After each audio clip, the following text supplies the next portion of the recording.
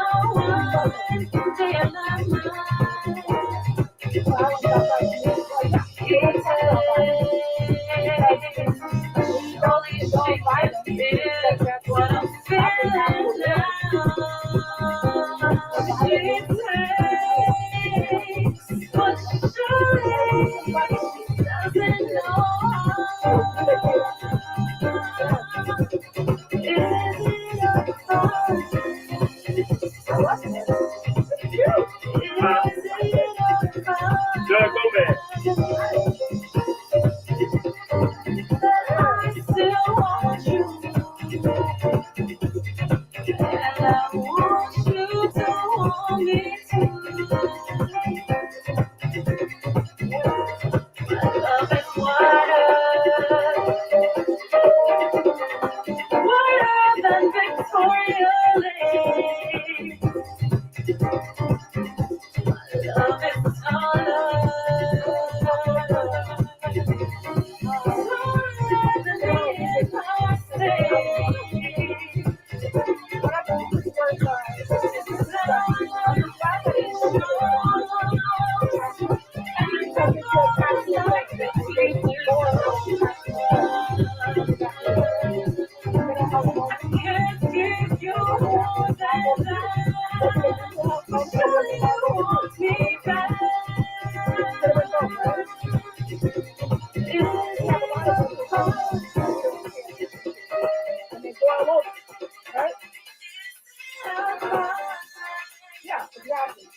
several comments about how Hollywood glorifies violence and several awards that have been given out.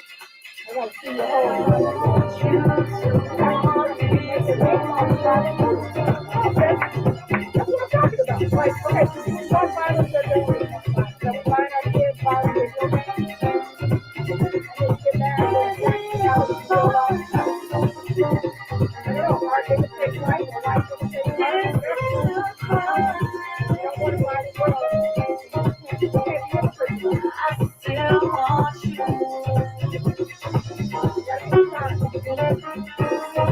I always think that's just my life.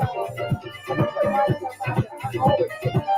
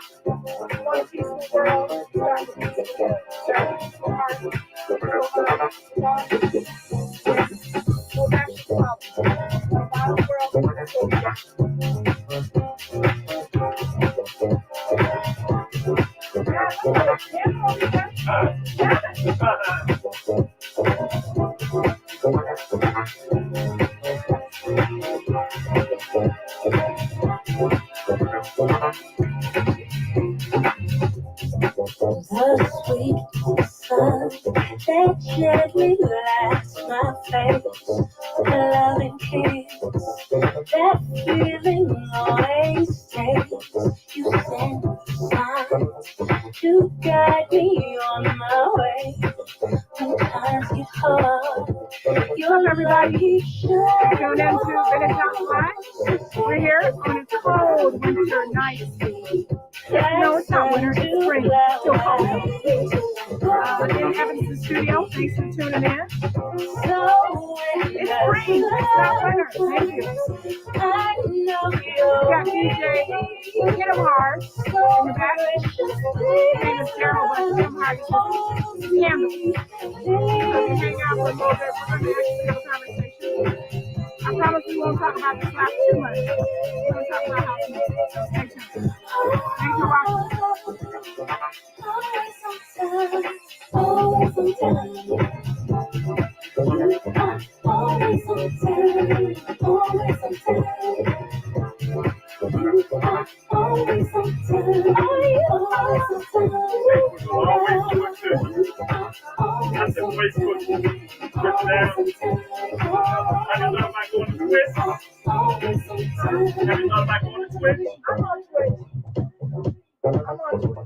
I just haven't built an audience yet.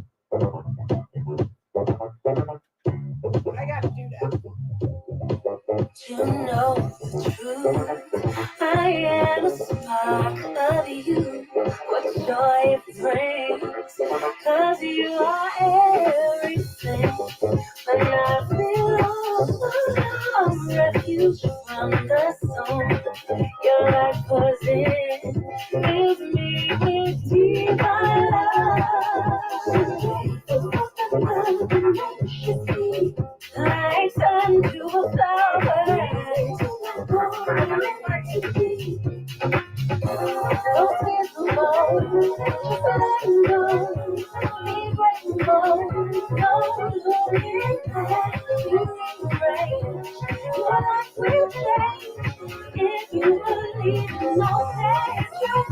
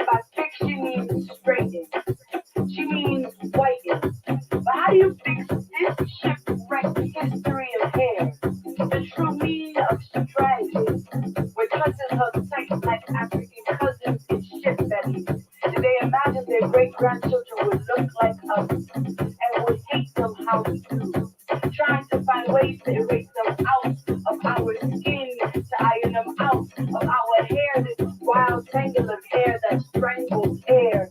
You call them wild curls, I call them breeze. Ancestors, spirits, can you see them in this wet hair that waves like a love? And they say they're gonna get the best hair. They can wash, flatten the spring in tiny locks. But what they mean is we're the best at swallowing amnesia. My dreaming because we'd rather do that than in this reality caught between orange juice and milk between reflections of the sun and whiteness. What they mean is, why would you date a black man? What they mean is a prieto popolo. What they mean is, why would two oppressed people come together in two types of trouble? What they really mean is, have you thought of your daughter's hair? And I don't tell them that we love like sugar cane, brown skin, pale flesh, mesh, and pure sweetness. The children of field, our bodies curve into one another like an echo. And I let my curtain of curls blanket us from the world, how our children will be beautiful, of dust skin and diamond eyes, hair, a reclamation, how I will break pride down their backs from the moment they leave the womb, they will be born in love with themselves. My mother tells me to fix my hair, and so many words to me are spoken.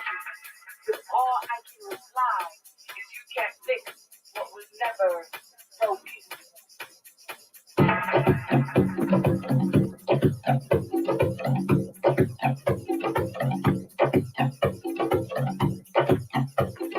So if you were listening on my other page, we were talking about the slap.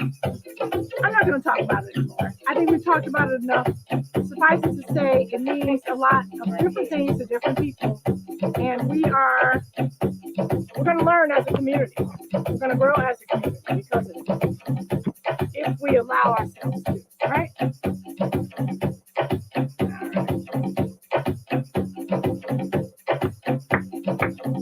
That's right. That's right.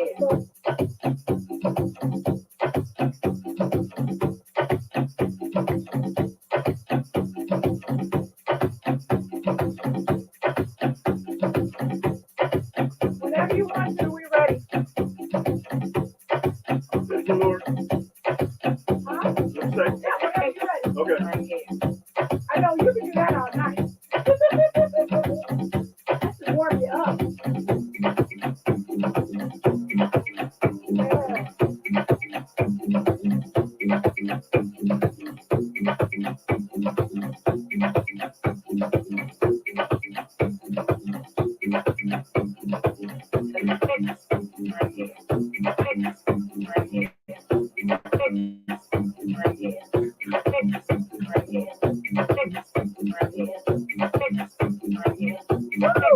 I'll take it up.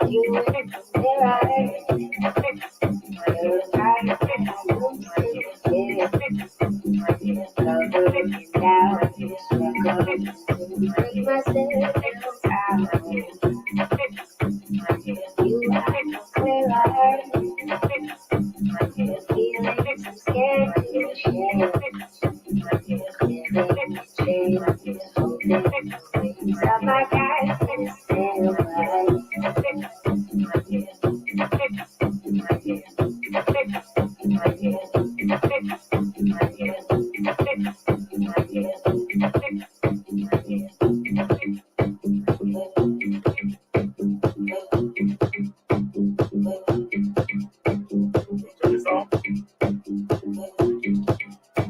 Yes, so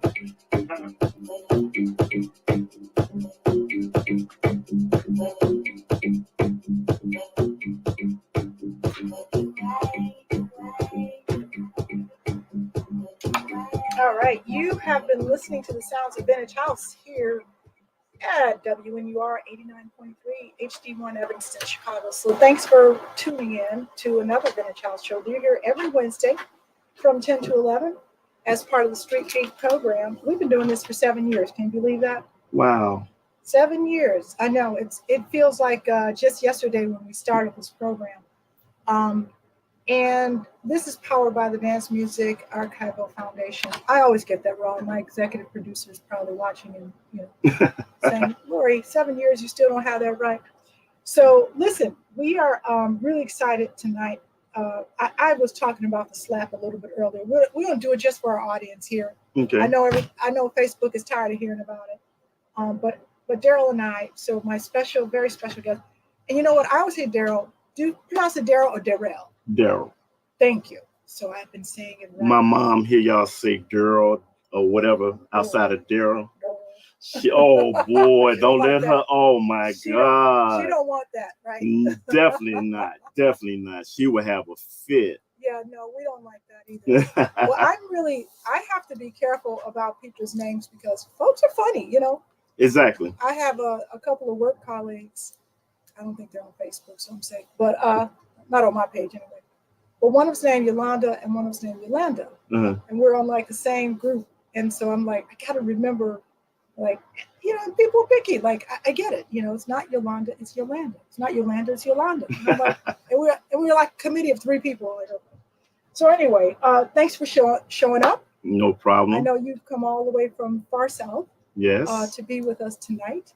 And I'm not looking at comments. You're closer to the camera. So maybe you want to say shout out to folks. I got 2 things going there. I see that. Okay. I see my boy Cuss, Vintage Souls. Just got through playing with them guys this past Sunday. Was a nice time. Yes. Okay, good deal.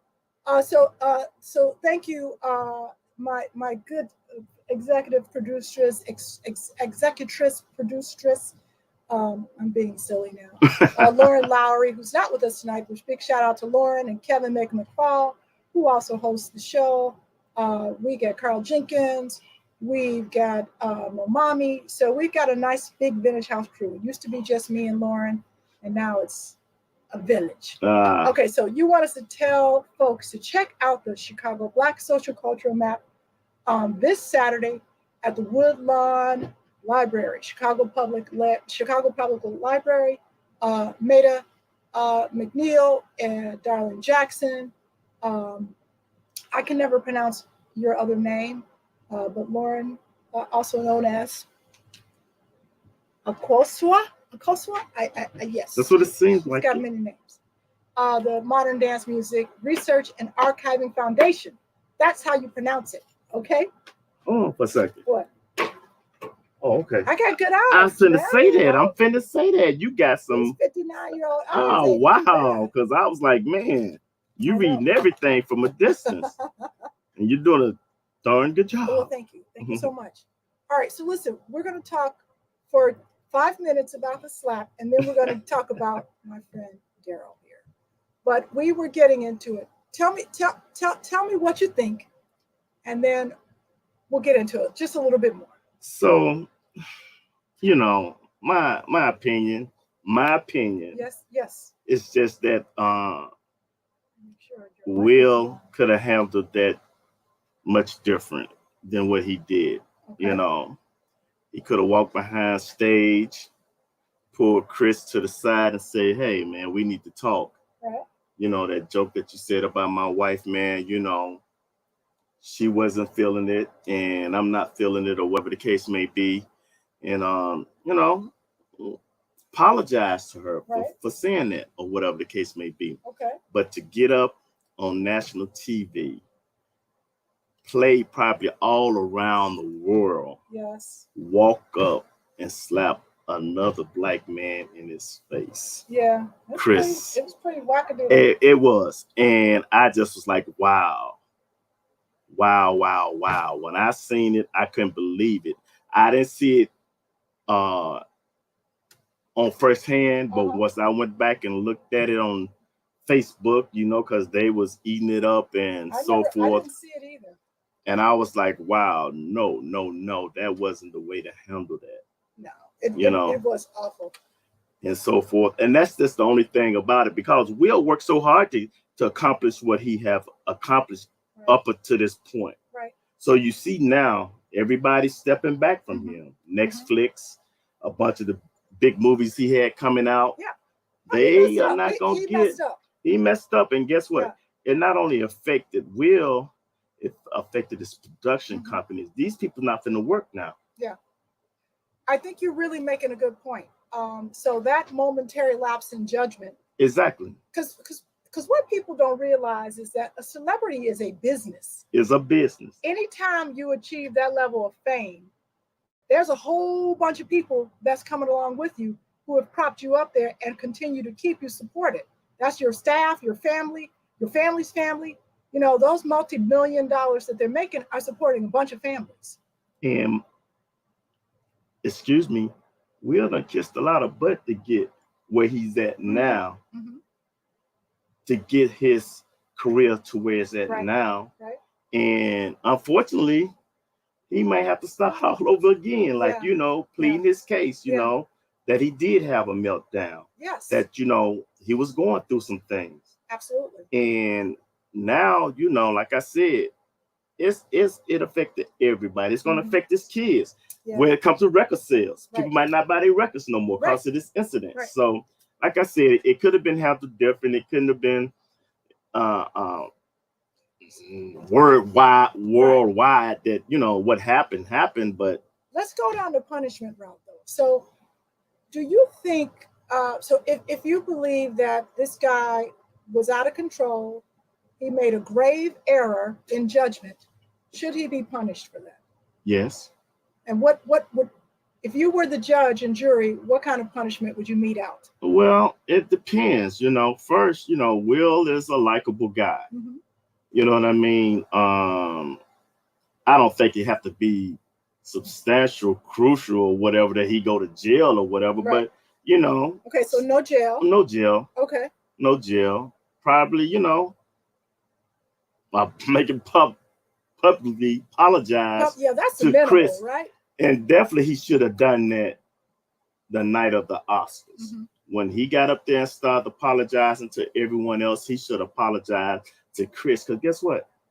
What Chris kids gonna say? Mm-hmm. How they gonna look at him from that point on? Not saying it's gonna be bad, but they got some feelings too. In time. Exactly. People will be replaying that moment for many years to come. Yeah, because if I had walked up there and slapped Chris in the face, guess what?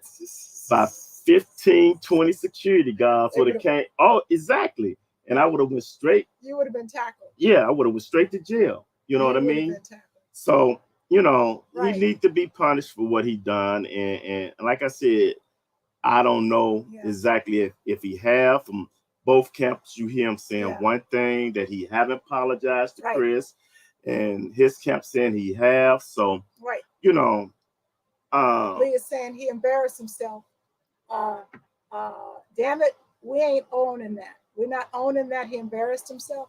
Okay. Well, you know, he did embarrass himself. Yeah. It was, you know, because, you know, like I said, this is the Oscars. Yes, it is. Well, I think I agree with you that it's going to have some ramifications far beyond that moment. And somebody in their right mind would not put themselves out of work. Definitely not. You know, so not at that stage. He couldn't have been in his right mind. So let's look at it. Okay, so there's that level. So we agree this guy should be apologizing. There's so much he's gonna have to do apology tour. You know, probably have. He's gonna have to do apology tour. He's gonna have to be contrite with every interaction that he has for many years to come, and this is gonna negatively affect his business. His business. Yes. So that's unfortunate. He will be punished.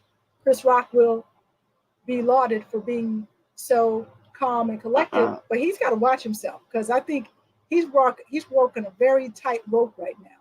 Well, I got to give kudos to Chris, because if any man slapped me in my face and turned his back on me, like Will did. Yeah, but Chris was thinking. I'm just saying, you know what I mean? He didn't react. He didn't react. So, you know, it was, I got to give kudos to Chris. You know, Chris, he fell right into place, went right along with the script or whatever the case may be. And, you know, I feel sad for him, because they got that picture of him when that video of him when he's holding the Oscar, and and he just looks stunned. He just looks stunned and sad, like what did just happen? Yeah. Well, he played it off good. Yeah, he did, most definitely. And he was probably thinking this will equate to many more dollars. He might have been being strategic in that moment. Well, he's probably just like out of his mind. They said it's his concert that he had coming up after the Oscars. Yes, that it sold out so fast, and all his concerts are selling out. So yeah, we'll see. We'll see. I'm less concerned about their careers. Well, I shouldn't say that. I am definitely concerned about anybody who messes up their business, because I know that there's so many lives at stake who depend on that, But I am interested in the bigger issues. So when I posted Roxane Gay's story, she did an editorial in the New York Times. I don't remember the exact title, but it was something like, Jada shouldn't have to take it, and neither should you. And I know people were responding to the title from their emotional state because they were mad at Will, and so they were so without reading the editorial. Right. Like, so I reached out to a couple of people and I was like, please just read it and like respond to the article, not about Will. I'm asking you about this thing because it has a lot to do with how people can snap. They can be inappropriate. They can do bad things. Exactly. And sometimes it happens because they've just had enough, and it could have been that we don't know the whole story. He had enough. He snapped. He's going to be punished for it. People snap all the time. They snap and kill people. Exactly. They snap and do all kinds of things. But in this story, she was really just describing how let's ease up off of the judgment and think about what the larger message is around women who are just expected to always take abuse. Mm-hmm. And it was an abusive thing that he did. He's a comedian, but comedians can be abusive. There's a lot of them are not working now because they're abusive to women. Mm-hmm. That's true. There's an article about Louis C.K. I'm not comparing the two. Right. But comedians can be abusive to women. Yeah. There is a history of it. So, and not only that, but, a history of Black women having to just take it. Thicken your skin. You just take it. It's like, where do we draw the line? Were Black people supposed to take it when we would see in blackface and Amos and Andy, just sit down and take, you got a job, relax, take it. At some point we have to evolve, and we have evolved. We have evolved, and like you said, I know next year, probably at the Oscars or whatever, the comic side of it probably won't be as like, we're gonna tone this down from this point on. It's set a present probably for the near future. I agree. That hey, we're gonna tone everything down. Let me see or let me hear what you're gonna say.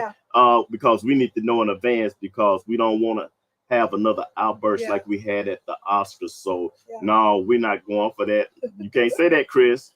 You know what happened to you last time when you said something crazy. So don't say that no more. It does set a present for the future. I think so. And evolution is tough. And every time we have this point in history where we're forced to reconcile something that's split, like people are split on this. Yes, they're split for a reason. It's because there's a diversity of opinion about what it means. It was a violent act. We all agree on that. Exactly. It was a stupid thing. Exactly. We all agree on that. He shouldn't have been dragging her. That's where we don't agree. Because people are like, it was just a joke. Women should just take it. So that's a point we don't agree on. Go ahead. Can I ask you a question? No, you can't. I'm just trying to lay out a case. I understand what you're saying, and you're totally right. But if it had been a man sitting there and Chris told that same joke or told that joke or whatever the case may be, would that article would read differently as far as it wouldn't have been an article. I mean, if he was calling a man bald-headed, it's men are bald. I'm bald. And it's a sexy thing, and people like it, and it's not a problem. If a Black woman is bald, I grew up in a Black neighborhood with all Black people, and if you had short hair, or the shorter your hair, the more you got ribbed. Oh, for real? Come on now. You talking about for real? In a Black look, I grew up 10 blocks from where you live now. Oh, for real? 109. Oh, yes. Wow. So look, I know Black people. I'm one of them. And and the shorter your hair, the darker your skin, nappier your hair, especially for a woman, you got dragged. It was just that simple. You were black, you were nappy headed, you were, So I mean, this was the experience in the Black community, and so this is a pain that's very deep that goes many hundreds of years, hundreds of years. And to say that didn't mean anything, it's like, okay, well, maybe it didn't mean anything to you. Exactly. Talk to a Black woman who grew up in a Black community. And okay? That is true. Maybe it didn't mean nothing and it was a joke. I'm getting all up in here right now because I got to Chris. Thank you, Jet.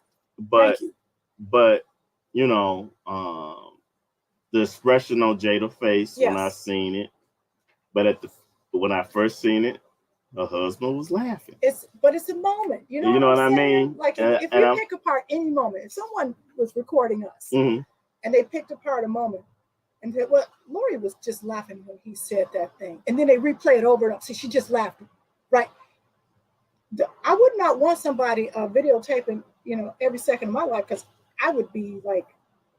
And maybe Chris would have apologized when Will said that, and he would have been looking the same way as Jada was looking, like, hey, he probably like, oh, right. I'm sorry. Right. I could see that, he probably would apologize right then and there. Yeah. It's hindsight is 20/20 in this situation, and I really think that. Let me just say, for the record, I'm horrified that it happened, but I also think that it's a moment. It is an opportunity. There's crisis, there's opportunity. Same, two sides of a coin. So what is the opportunity for us? How do we grow from this? I think we have an opportunity to look at why there's a difference of opinion on this. Just to try to understand it. I made a comment about OJ. Somebody's like, why are you comparing this to OJ? I said, because I was in the room. I was in the room. No, we know OJ did it. Don't nobody doubt whether maybe there's a few people who still doubt. You still got a few people that doubt OJ. Most people know OJ did it. They knew it back then, right? But I was working in a Black agency with all Black people. I have a friend who was in the all-white community, and everyone knows, especially if you was in mixed company back then, people have very different opinions about what that verdict meant. And this group was crying and this group was cheering. Now, why would we be cheering for somebody who murdered somebody? Because it was not about the action. It was about what it represented. Exactly. So I totally agree with you. It's like, let's look at what does this represent. With you on that. But at the same time, look what we have gone through. Tell me more. Look what, as a people, what we have gone through over the course of the years. We've been losing. Yeah. We done lost a lot. Yes. We have lost a lot. So for us to get... Was this another knock? Is that what you're saying?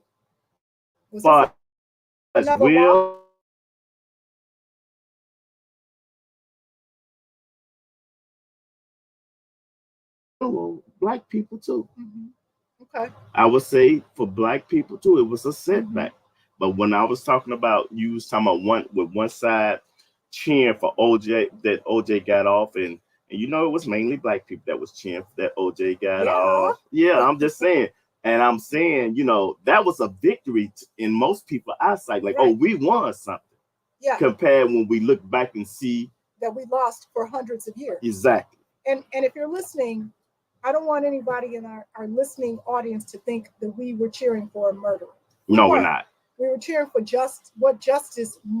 what it must feel like for someone to experience an injustice, and perhaps there might be a modicum of relief for the Black community, that we might, have some people might have empathy for what we had gone through for hundreds of years when you see it happening to yourself. That's what that cheering is about. Exactly. Now, I know this is a thin tie. It's not at all comparable to what happened, except for let's look at what this represents as a moment for us to examine what does it mean for violence? What does it mean for violence towards Black people? What does it mean for violence towards women? What does it mean when one of our own people does that to us? There's a lot to unpack. That's all I'm saying. And you're totally right on that. because we shouldn't do this. And then we give out awards for all these violent movies. We buy violent games for our children. You know, we cheer when people beat the crap out of each other on TV. I'm no different. I mean, I don't buy violent games, but seriously, you know, what kind of society do we want? Maybe this is an inflection point. Okay, that's enough on OJ. I want to see some of these comments. Let's see. Corky, the Black community, we're on our own. Yeah, you're right. What you hearing here? Well, you were hearing about us talking about the slap. You can see the discussion on the replay. Because before we get out of here, I want to talk to my guest. He's been very generous talking about the slap. But Darrel, DJ Hit 'em Hard, why that name? Where'd you get that from? I don't know. You know, Laura, I recently got back into the DJ game. When I first started, I just was going by my regular name. Yeah. And I had a friend that I went to high school with. Once I got back into DJing in like 2000, he said, "You got to come up. You got to come up with a name, man." Yes. And back then he was going by Rockin' Reese. Okay. And DJ Rockin' Reese. Where'd you go to high school? Roosevelt. You're kidding? No. Okay, I know Roosevelt. Yeah, and I just was sitting down thinking of names, and I just came up with Hit 'em Hard. Hit 'em Hard. Okay, yeah. It's cute. It's catchy. So he was like, "Did you come up with a name?" I was like, "Yeah, Hit 'em Hard." He was like, "All right, I can live with that." But you're kind of mellow. I am mellow. You kind of have a mellow personality. I got that. Yeah, I do. I do. I try to get along with everybody. Okay. You know what I mean? Right. So this is your alter ego. I hit 'em hard. Hit 'em hard, yeah. But that just reflect to that music. When that comes to that music, I try to, you get the banger, it's going. Yeah, so that's good. That's mainly what that reflects on. Now you have an awesome summer event. Yes, I do. It's called Love, Peace, and Happiness. I know there's another title. That's Love, Peace, and Happiness, and I got another one that's called The Lot. The Lot. Which one did I do? You did Love, Peace, and Happiness, which you got a retake coming because the sounds was acting crazy there was that some day. Stuff going on. I feel like I owe you one. But so that had a good time though. Really beautiful day out there. He's got a beautiful spot right near his house. I don't know if that's your property or you're borrowing it from the city or that's your property. Yeah, you can say that. Lot, yep. And enough for like hundreds of people to be there. So I really enjoyed it. When are you going to do it again? It's July 17th this year. July 17th. Okay, so mark it down. It's open to the public, right? It's open to the public. Yeah, so July 17th, 99th in Parnell? No, 99th in Parnell. Well, actually, it's 98th place in Parnell. 98th place in Parnell, right off the expressway. I saw police out there who was guarding it and having barbecue, and everybody was having such a good time. You know what I love most about that whole event? That T-shirt. He had the best T-shirt. Like, I get T-shirts when I DJ for different parties. I have to tell you, I wear that one all the time. I appreciate it. Because it's see, when you make DJ T-shirts, especially for women, I'm just telling all you folks who put on things, like, take a lesson from what Darrel did. Very soft, very nice cotton, not scratchy, loose around the neck, was perfect. Well, for you women, you got my wife to thank for that because she was like, Darrel's wife.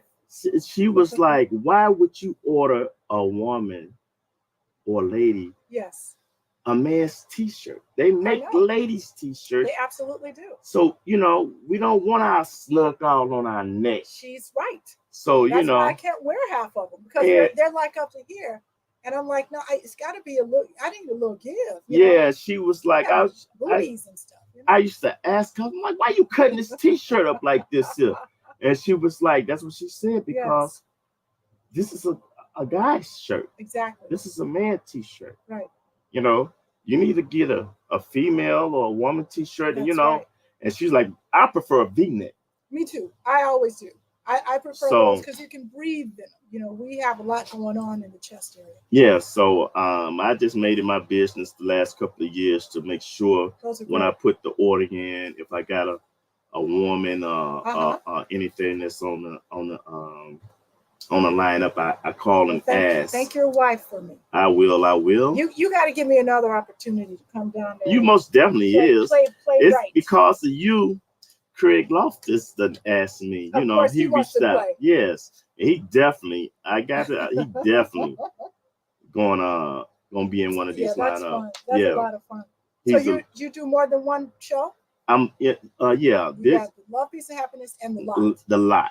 Okay. Yeah. So the Lot will probably be like the third week of September, and this year, oh my God, it was just because I had did it a few years back. Yes. But it's a lot of work. Okay. It's a lot of work putting together an event when it's all on you. Yeah. And so forth, and you doing everything. Yeah. You know what I mean? So I said last year. Plus, it give opportunity for me to. I love the culture first and foremost. Yes. I love the house music culture and the scene or whatever the case may be. And I got a lot of DJ friends. Yes. I got a lot of DJ friends that can play good music. Yes. But that's not getting the opportunity to play. Right. So, that's one of the reasons why, even with the Lot, I said, okay, because when I do Love, Peace, and Happiness, like a lot of people that's, reaching out.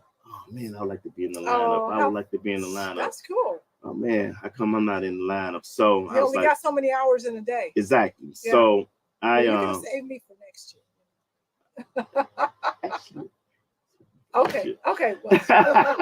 We'll talk more about that. But yeah, so I said, you know what? I'm gonna do the Lot this year. I'm gonna put some guys on, that I know, I can, push some of that over to the Lot and let them play and so forth, or whatever the case may be. Because I done built a nice following, or whatever the case may be, and when I do an event, I have the vendors out there and so forth. Bunch of cool things. I got some. I mean, support your vendors, people. Most definitely support your vendors. When I do the outdoor events, I always bring like $100 in cash, so I can just go and hit 5 stands. You know what I'm saying? Get we definitely, because we'll run out and spend hundreds of dollars on gym shoes and all of that. Yeah, you know what I'm saying? So just and all of them pretty much is black business. Yes. So we gotta support them. You know what I mean? Will Smith might be out there trying to hawk his wares. He might be a vendor,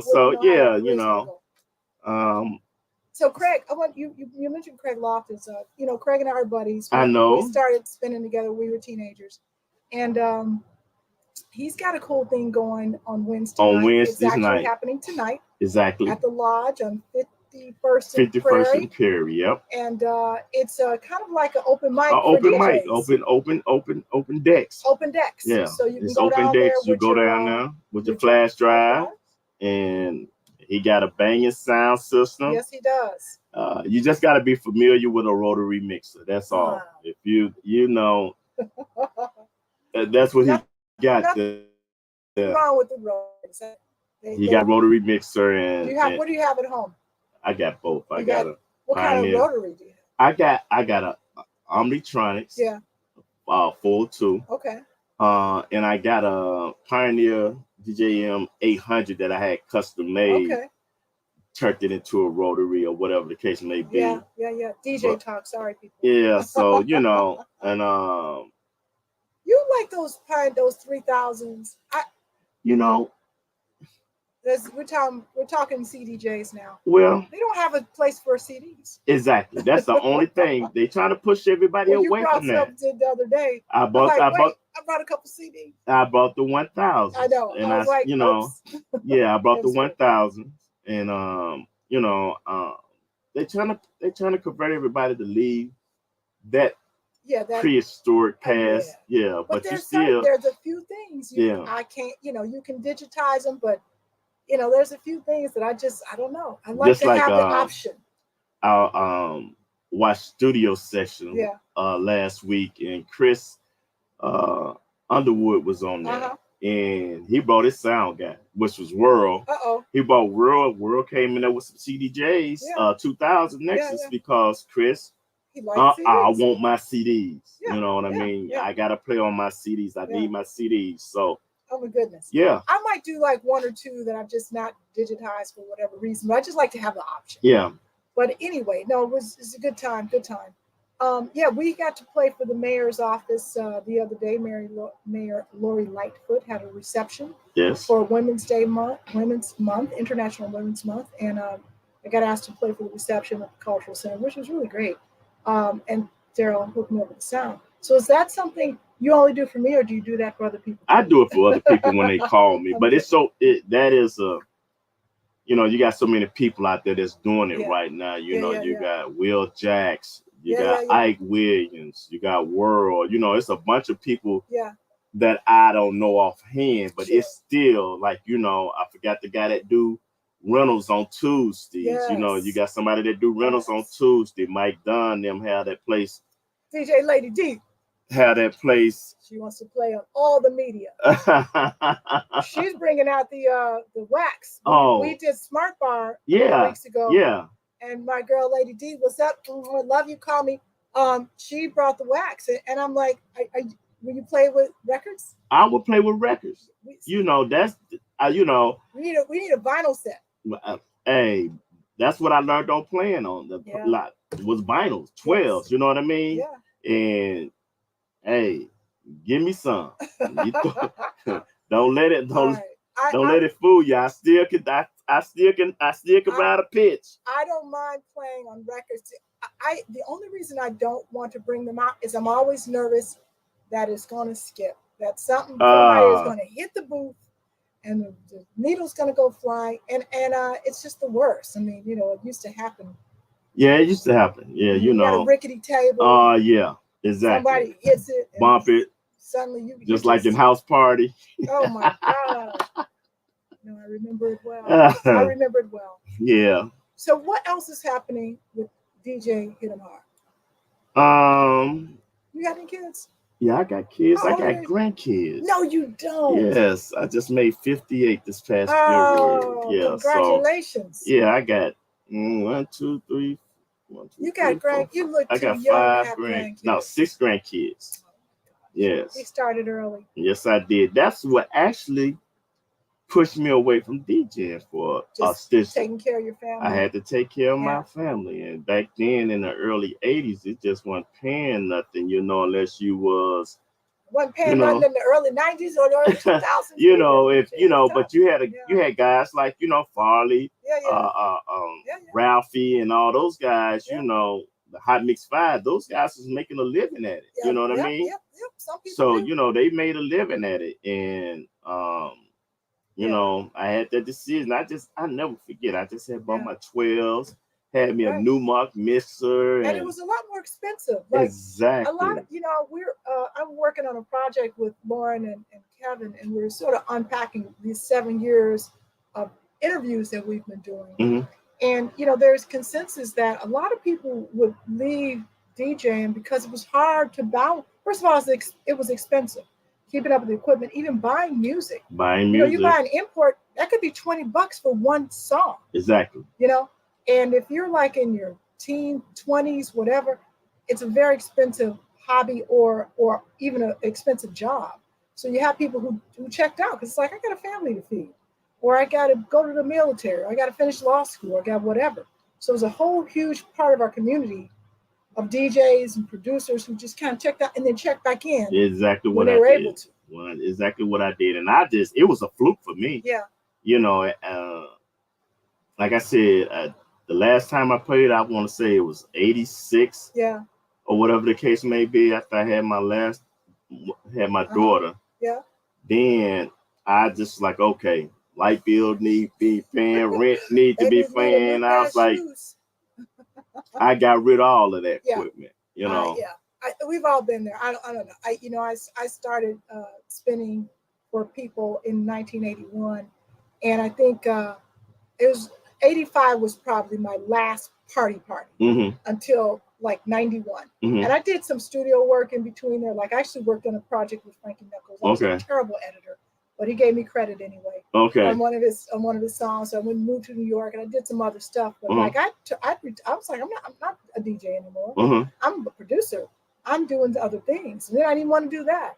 And part of it was that it was just too expensive and it was hard to keep up with it. I'm trying to finish school.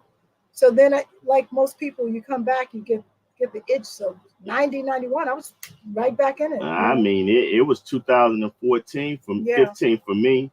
Threw my wife a surprise birthday party, and actually my guy Reese and Anthony Nash, I got them to come. And just to play some music and whatever the case may be. And Nash was like, "Let me see if you still got it." You got the itch. I didn't have the itch. He just, "Let me see if you still got it." I'm looking at what they got. I was like, I don't know. He was, all you got to do is drop and drag from 1 to 2, 1 to 2. Yeah. And everything was, he had Serato then, the computer. And I was looking like, man, he said, no, hey, just drop and drag, drop you a couple of, and just don't sync them. And don't do that. And I do a few blends on. I threw a few blends on, and he was like, "Dude, you still got it." It doesn't go away. And I was like, especially if you trained on wax. Yeah, he was like, "You still got it." So it doesn't go away. See, about a month later, called my boy Reese back up. I was like, "Man, I want to come and practice." Good. He was like, "Come on over. Whenever you get off work, come on over." And he used to let me come over every Thursday. And then he said, "Hey, dude, it's time for you to get your own equipment."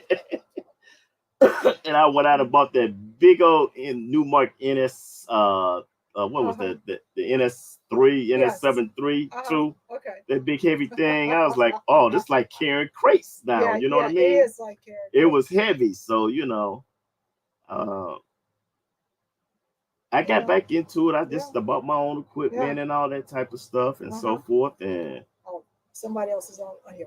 All right, we actually. I'm sorry to cut you off. I didn't see you guys. Sorry.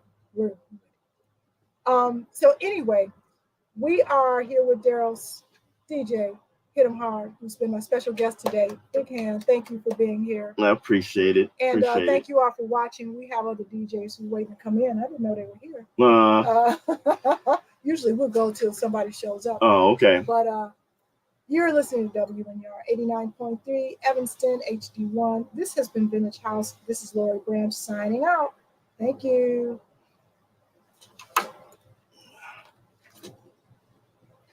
Thanks, guys, for watching. My boy Titan on there. Hey, Titan. Hey, Corky. What's up, guys? We'll see you next week. Ladybug. What's I just left her. All right, She we'll was see you there. guys next week. Peace. Love. These yours, Lord? So. Are these things? Already. No, that's mine. Okay.